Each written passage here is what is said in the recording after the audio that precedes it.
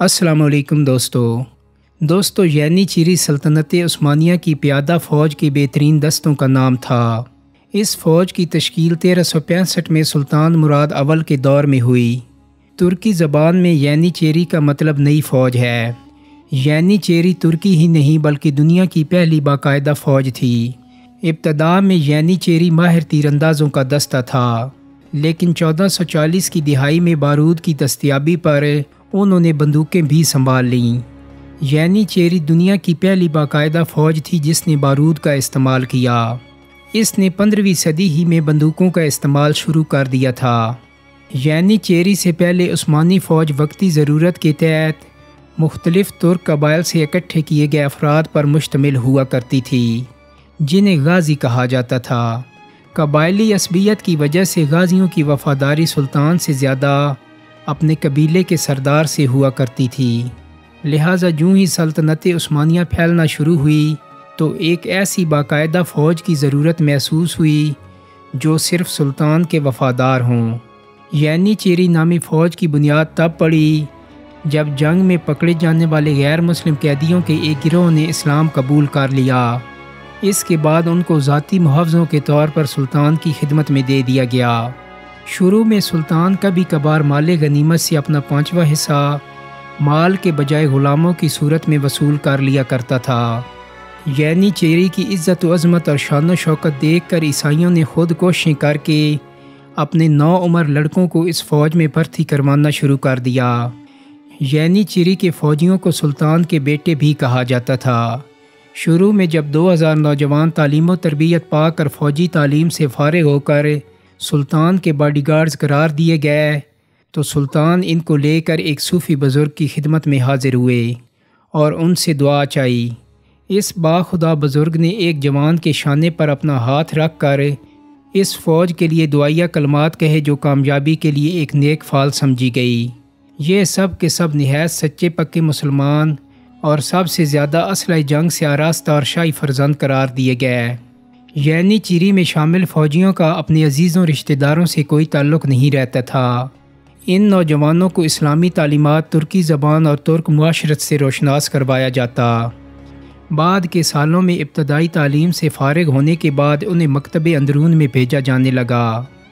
وہاں سے فارغ و تحصیل نوجوانوں کو ان کی قابلیت کے لحاظ سے مراتب ملتے تھے۔ ان میں زیادہ ذہین بچے تعلیم کے بعد ریاستی انتظامیہ میں افسران کے طور پر بھرتی کر لیے جاتے۔ بقایا بچے فوجی تربیت کے بعد یعنی چیری دستوں کا حصہ بنتے تھے، جو 15ویں اور 16ویں صدی کے یورپ میں سب سے بہتر اور مؤثر فوجی دستے کے طور پر شہرت رکھتے تھے۔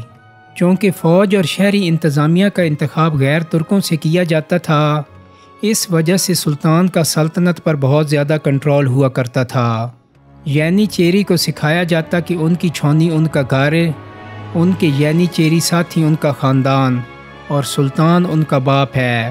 سلطان سے یعنی چیری کی وفاداری کا یہ عالم تھا کہ ان دستوں کے کماندار کو چوربا جی یعنی شوربہ بنانے والا کہا جاتا تھا۔ سلطان کے سامنے اپنی عاجزی اور وفاداری کا علامتی اظہار کرنے کے لیے چوربا جی شوربے کے لیے استعمال ہونے والے کفگیر کو یونیفارم کے حصے کے طور پر استعمال کرتا تھا۔ سلطان کے علاوہ یعنی چیری کا تعلق بختاشیہ سلسلہ طریقت کے آغاز سے ہوا کرتا تھا۔ بختاشیہ سلسلے کا آغا یعنی چیری دستوں میں کرنل کا عہدہ رکھتا تھا۔ سلسلہ بختاشیہ کے درویش امن کے دنوں میں یعنی چیری فوجوں کی چھونی میں اور جنگ میں محاذ پر ساتھ ہوا کرتے تھے۔ یعنی چیری کے علاوہ 1389 میں ہی سلطان نے عثمان فوج بھرتی کا ایک نیا نظام متعارف کروایا، جس کے مطابق ضرورت پڑنے پر ہر گاؤں کو سلطان کے حکم پر بھرتی دفتر پر مسلح نوجوان پیش کرنا ہوتے تھے۔ اس باقاعدہ پیادہ فوج کو عرب کہا جاتا تھا۔ ان کی عام ذمہ داری سڑکوں اور پلوں کی تعمیر، جنگ کے دوران سامان رسد کی فراہمی، خیموں کی تنصیب، کھانے کی تیاری اور فوجیوں کو طبی امداد کی فراہمی کے علاوہ محاذ جنگ پر سڑکیں اور پل بنانا ہوا کرتا تھا۔ لیکن کبھی کبھار کسی اچانک حملے کی صورت میں لڑنے کے لیے انہیں محاذ پر بھی بھیجا جاتا تھا، تاکہ جب تک باقاعدہ فوج نہیں پہنچ پاتی یہ دشمن کی پیش قدمی کو سست کرنے کی کوشش کریں۔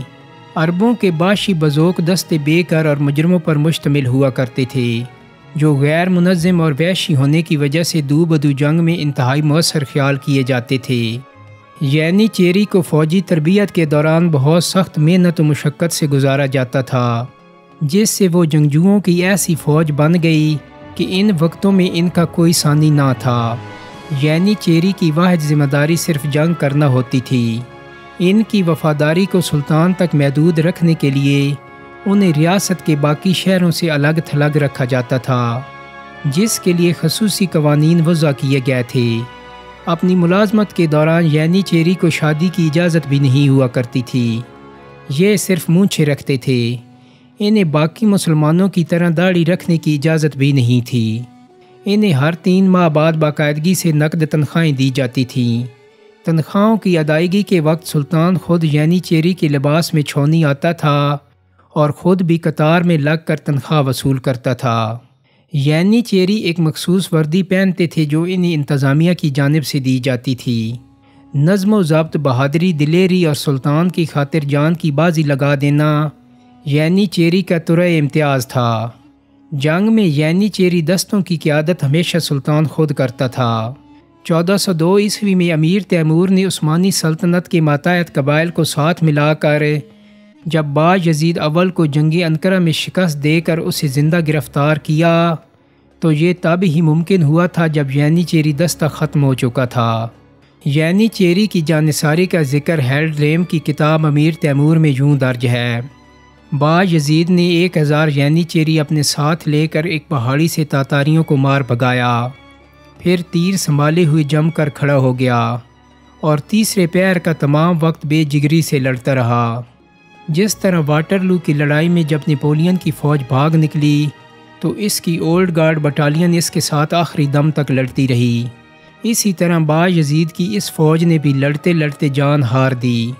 دوستو، ترکوں کی فتوحات میں یعنی چیری کا بہت زیادہ حصہ ہے، جن میں 1453 میں قسطنطنیہ پر قبضہ، 1514 میں جنگ چالدران میں صفوی ایرانیوں کو شکست دے کر اناطولیہ کے مشرقی حصے پر قبضہ، اور 1516 میں مرج دابق نامی لڑائی جس میں عثمانیوں نے مملوکوں سے حلب و دمشق وغیرہ چھین لیے جیسی جنگیں شامل ہیں۔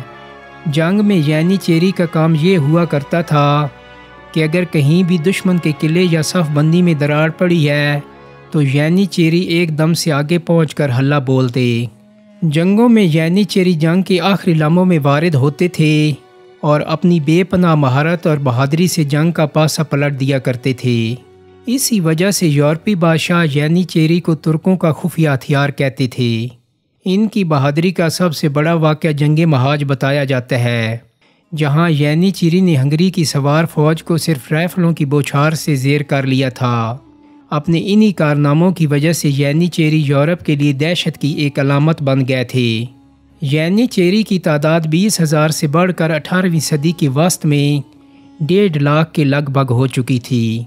سلطان سے بے پناہ وفاداری اور چھوٹے ہتھیاروں کے استعمال میں مہارت اور نظم و ضبط اور بہادری کی وجہ سے یعنی چیری سلطان کی فوج میں ایک اہم مقام حاصل کرنے میں کامیاب ہو گئے، جس کے نتیجے میں سلاطین نے انہیں بہت زیادہ مراد سے نوازا۔ یعنی چیری کے کمانڈر، جسے آغا کہا جاتا تھا، وہ شاہی دیوان کا مرتبہ رکھتا تھا اور عہدے کے لحاظ سے صدر اعظم سے نیچے ہوتا تھا، لیکن باقی تمام فوجی کمانداروں سے اس کا رتبہ بلند ہوتا تھا۔ یعنی چیری عثمانی حکومت میں اپنی اہمیت سے بخوبی واقف تھی اور اس لیے انہوں نے کئی مرتبہ بغاوتیں بھی کیں، جن میں پہلی بغاوت تنخواہوں میں اضافہ کے لیے 1449 میں کی گئی، جس میں ان کے مطالبات تسلیم کیے گئے۔ 1451 کے بعد وہ ہر نئے سلطان سے انعامات و کرامات اور تنخواہوں میں اضافے کا مطالبہ کرتے رہے۔ وقت گزرنے کے ساتھ یعنی چیری کی تنظیم میں تبدیلیاں آنا شروع ہو گئیں۔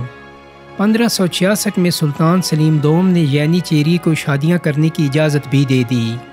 17ویں صدی میں سلطان کے کمزور ہو جانے کی وجہ سے پہلے جیسا نظم و ضبط، کڑی تربیت اور پابندیاں ختم ہونا شروع ہو گئیں۔ سلطان 300 سالہ پرانی روایات کا خاتمہ کرنے پر مجبور ہوا، جس کے نتیجے میں یعنی چیری کے بچوں کو بھی یعنی چیری میں ملازمت ملنا شروع ہو گئی۔ داڑھی نہ رکھنے کی پابندی بھی ختم کر دی گئی۔ 1683 میں یعنی چیری کے غلام ہونے کی شرط کے خاتمے کے بعد یعنی چیری کی عزت و وقار میں مزید اضافہ ہوا، جس سے مسلم ترک خاندانوں میں بھی یہ خواہش پیدا ہوئی کہ ان کا بیٹا بھی یعنی چیری میں بھرتی ہو۔ یوں ترک اشرافیہ نے بھی اپنے بچے یعنی چیری میں بھرتی کروانے شروع کر دیے۔ چنانچہ 17ویں صدی کے آخر چوتھائی میں عیسائی آبادی سے یعنی چیری کی بھرتی ختم کر دی گئی۔ بہت سے مبصرین کے نزدیک جب مسلمانوں اور یعنی چیری کے بیٹوں کو اس میں بھرتی ہونے کی اجازت دی گئی تو غلامی والا نظم و ضبط اور کٹھن تربیت کا معیار کم ہونے سے ان کا حربی معیار بھی شدید طور پر متاثر ہوا۔ یعنی چیری نے درباری سیاست میں بھی حصہ لینا شروع کر دیا۔ یوں معاشی اور سماجی بدحالی کے دور میں یعنی چیری نے بہت زیادہ مراعات حاصل کر لیں۔ یعنی چیری کے افسران نے اس ٹیکس سے بھی استثنا حاصل کر لیا جو مسلمان آبادی کو دینا پڑتے تھے، لیکن جہاں یعنی چیری کے افسران بہت امیر ہوتے گئے، وہیں نچلے درجے کے فوجیوں کو بسا اوقات تنخواہ تک نہ ملتی تھی، اور یوں یعنی چیری کے نچلی سطح کے لوگوں نے دستکاریوں اور تجارت کی طرف توجہ مبذول کر لی۔ معاشی سرگرمیوں میں حصہ لینے کی وجہ سے یعنی چیری کے تعلقات شہری آبادی سے قائم ہوئے اور ان کی سلطان سے وفاداری میں پہلی جیسی گرم جوشی نہ رہی۔ دوستو، یعنی چیری جو کبھی سلطنت عثمانیہ کی محافظ تھی، 18ویں صدی تک اپنا نظم و ضبط کھو کر اور شہری زندگی کی عادی ہو کر اپنی افادیت کھو بیٹھی۔ وہ تاجر اور جاگیردار بننے کی وجہ سے اپنی ذمہ داریوں سے غافل ہو گئے۔ ان کی کارروائیوں کا محور محض جنگ کے بجائے ملک کے اندر اقتدار کی جنگ بن گئی۔ مذہبی حلقوں سے تعلق رکھنے والے یعنی چیری افسران نے اتنا اثر و رسوخ حاصل کر لیا کہ وہ کسی بھی درباری یا صدر اعظم کو برخاست کروا سکتے تھے۔ یہی نہیں بلکہ انہوں نے سلطان تک کو بدلنے کی بھی قوت حاصل کر لی۔ یعنی چیری کے بادشاہ گر بننے کی وجہ ان کی وہ سیاسی طاقت تھی جو انہوں نے علماء، مفتیوں اور قاضیوں سے قریبی تعلق کی وجہ سے حاصل کر لی تھی، جس سے وہ سلطان کے لیے بھی خطرہ بن گئے۔ یعنی چیری میں بڑھتا کرپشن عثمانی سلطنت کی عسکری قوت کو کم کرنے اور بیرونی حملوں کا باعث بنا۔ جنگ خوتین میں پولینڈ سے شکست کا ذمہ دار یعنی چیری کو ٹھہرایا گیا، اور جب سلطان دوم نے اصلاحات کرنی چاہی تو یعنی چیری نے اسے قتل کر دیا۔ 1683 میں ویانا کے دوسرے محاصرے میں ناکامی کے بعد یعنی چیری نے فوجی تنظیم کو جدید بنانے کے ہر اقدام کی مخالفت کی۔ جنگ زنتا میں ترکوں کو شکست ہوئی، جس کے نتیجے میں ترکوں کو 16 جنوری 1699 میں کارلوپیتز کا صلح نامہ قبول کرنا پڑا۔ یوں وسطی یورپ کا کثیر حصہ ترکوں کے ہاتھ سے نکل گیا۔ اس کا الزام بھی یعنی چیری کو دیا گیا۔ یعنی چیری نے سلیم کے بعد اس کے بھائی مصطفیٰ چہارم کو تخت پر بٹھایا، لیکن سلیم کے ساتھیوں نے شدید جدوجہد کے بعد مصطفیٰ کو ہٹا کر سلیم کے بھتیجے محمود کو 1808 میں تخت نشین کروا دیا۔ سلطان محمود ثانی اپنے چچا کی طرح ترک افواج کو جدید خطوط پر استوار کرنا چاہتا تھا، لیکن یعنی چیری جدیدیت کے ہر اقدام کی مخالفت کر رہے تھے، اس لیے ان دونوں قوتوں کے درمیان ٹکراؤ ناگزیر تھا۔ سلطان خاموشی سے تبدیلی کی قوتوں کو ساتھ ملاتا رہا، اور جب اسے محسوس ہوا کہ وہ یعنی چیری سے نپٹ سکتا ہے تو اس نے جان بوجھ کر ایسے حالات پیدا کیے کہ یعنی چیری مشتعل ہو کر بغاوت کرے۔ اس کے لیے سلطان نے اپنے متعلق ایک فتویٰ مشہور کروایا کہ اس نے اپنے چچا کی طرح یورپی انداز میں فوج تشکیل دی ہے، جس کی وردی یورپی طرز کی تھی، اور اس کے مطابق فوجی پگڑی کے بجائے ترکی ٹوپی پہننا تھی۔ یعنی چیری تک جب یہ خبر پہنچی تو انہوں نے استنبول میں بغاوت کر دی، لیکن اس مرتبہ فوج اور عوام ان کے خلاف تھے۔ سلطان کے گھوڑ سوار دستے خفیہ طور پر ان کی چھاؤنیوں میں جا پہنچے اور توپ خانے سے ان پر گولہ باری کی گئی، جس کے نتیجے میں 6000 یعنی چیری مارے گئے، کچھ جلا وطن ہوئے اور کچھ بھاگ گئے، جن کی جائیداد پر سلطان نے قبضہ کر لیا، اور اگلے 2 سال کے اندر اندر ملک بھر سے یعنی چیری افواج کا خاتمہ کر دیا گیا۔ سلطان نے بختاشی سلسلہ پر بھی پابندی عائد کر دی۔ یعنی چیری کے اس خاتمے کو ترکی زبان میں واقعہ خیریہ کے نام سے یاد کیا جاتا ہے۔ دوستو، امید کرتا ہوں کہ میری آج کی ویڈیو آپ کو پسند آئی ہوگی۔ اگر ویڈیو اچھی لگی ہے تو اس کو لائک اور شیئر کر دیں۔ میرے چینل کو سبسکرائب کرنے کے ساتھ ساتھ بیل آئیکن کو بھی کلک کر دیں تاکہ آپ کو میری آنے والی مزید ویڈیوز کے نوٹیفیکیشن ملتے رہیں۔ بہت جلد ہی ایک نئی ویڈیو کے ساتھ ملاقات ہوگی۔ اپنا بہت سارا خیال رکھیے گا۔ اللہ حافظ۔